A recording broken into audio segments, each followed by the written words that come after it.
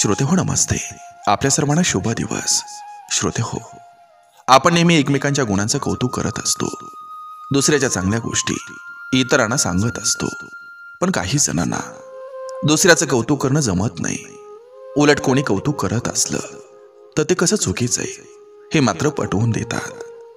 त्यापेक्षा आपण स्वतः किती भारी हे पटवून देण्याचा प्रयत्न करत राहतात. दुसऱ्या व्यक्तीचा निर्णय किंवा त्यांचं यश हे माझ्यामुळे मिळाले अशा अर्थी स्वतःकडे मोठेपणा घेण्याकडे कल असतोय. सो कौतुक करून घेण्याचा हा एक प्रकारच असतोय. श्रोते हो, खरं तर आपली रेष मोठी दिसावी म्हणून दुसऱ्याची थोडी थोडी पोसायची यासारखा हा प्रकार असतोय.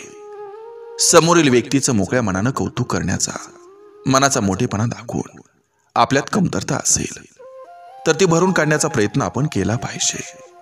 बघा, पडतंय का? नक्की विचार करूया.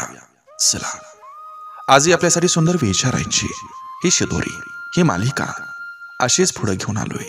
चला करूया सुरुवात सुंदर विचारांना, सुंदर सुविचारांना.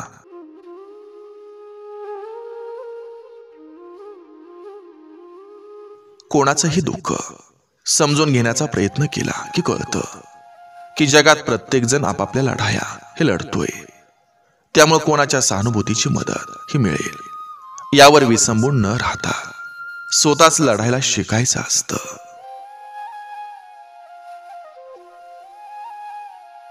प्रेयसी आणि बायको यांच्यामध्ये खूप फरक असतो.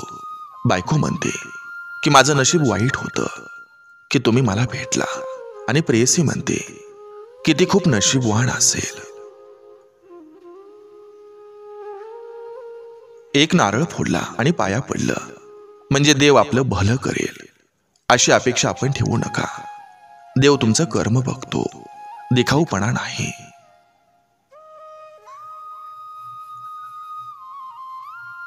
दृष्टिकोन बदलला तर बरंच काही बदलतं. खूप एकटाय मी असं वाटणाऱ्या मनालाही एकटाही खूप आहे मी हे जाणवतं.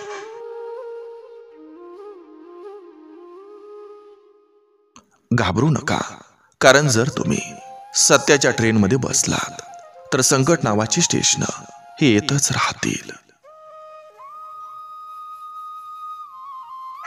जगण्याची आशा सोडून दिली असेल तर तुम्हाला शरीरावर आणि मनावर अनेक नकारार्थी बदल हे जाणवायला लागतात. खूप वेळा तिच्या पायात मर्यादा, संस्कार यांच्या बेड्या असतात, तरी ती स्वतःला भक्कम ठेवते, स्वतःला सिद्ध करते, कारण ते फक्त तिलाच जमते.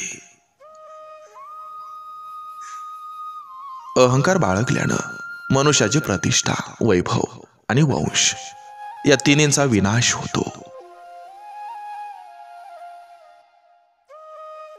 संगत विचार करून करा. संग तुमचे खराब निघेल, परंतु संस्कार आई बापाचे बदनाम होतील.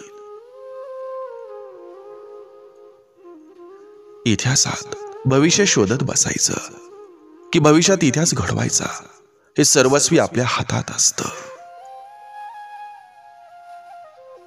नवऱ्याला बायकोची किंमत वाईट वेळ आल्यावरच कळते.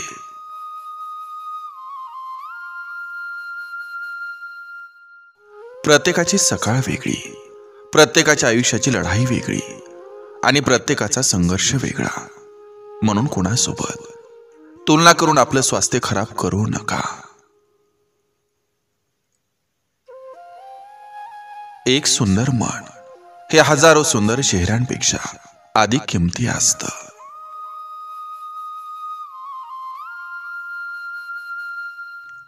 आपल्याला जगवण्यासाठी जो स्वतःचं जगणं विसरतो तो बाप असतो.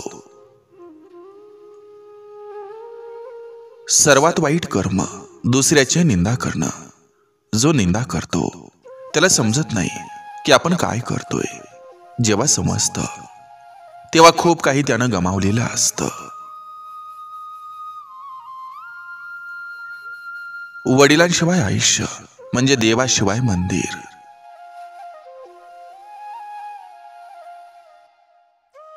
अहंकार ही अशी गोष्ट आहे जी कितीही चुका झाल्या तरी आपण चुकलो हे कधीच मान्य करू देत नाही.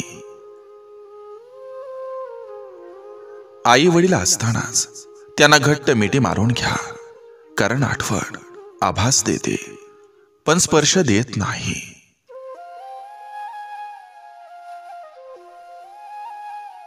स्वतःचा विकास करणं हे पूर्णपणे स्वतःच्या मेहनतीवर आणि चिकाटीवर अवलंबून असतं. जो कर्माचा विचार करून जगतो तो कुठंच फेल होत नाही. नाराजगी खूप नाजूक असते, प्रेमाचा स्पर्श मिळताच ती नाहीशी होते. जेव्हा एखादी व्यक्ती ही आतून तुटते तेव्हा ती बाहेरून शांत राहायला सुरुवात करते.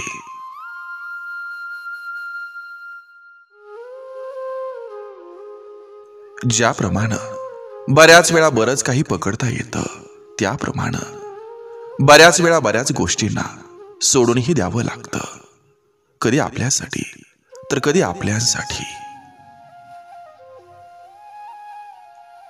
जिथं मनापासून इच्छा असते तिथं दोघांचं नातं कायम टिकतं.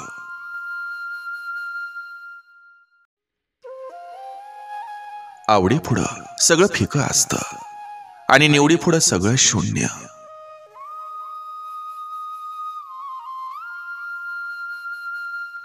राहणीमान उच्च ठेवण्यापेक्षा विचार उच्च असावे. हृदयातील भावनांना समजून घेणारा अडाणी माणूस जगातील सर्वात ज्ञानी व्यक्ती असतो. रडणं हे भोगायचं असतं आणि हसणं हे उपभोगायचं असतं.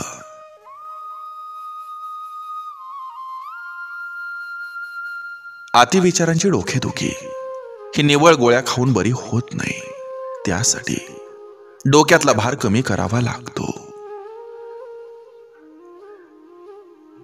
वयानं मोठं झालेल्या माणसाचं सर्वात मोठं दुःख हे असतं की त्याला लहानासारखं रडता येत नाही.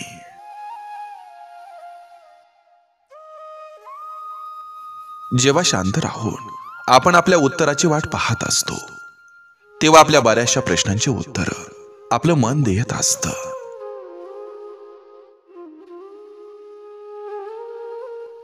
समाज हा 12 लोकांनी बनलेला असतो, 4 सच्चे, 4 कच्चे आणि 4 रोजचे.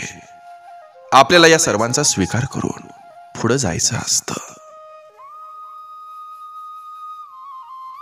जीवनातील सर्वात मोठे गुरु म्हणजे आपले अनुभव.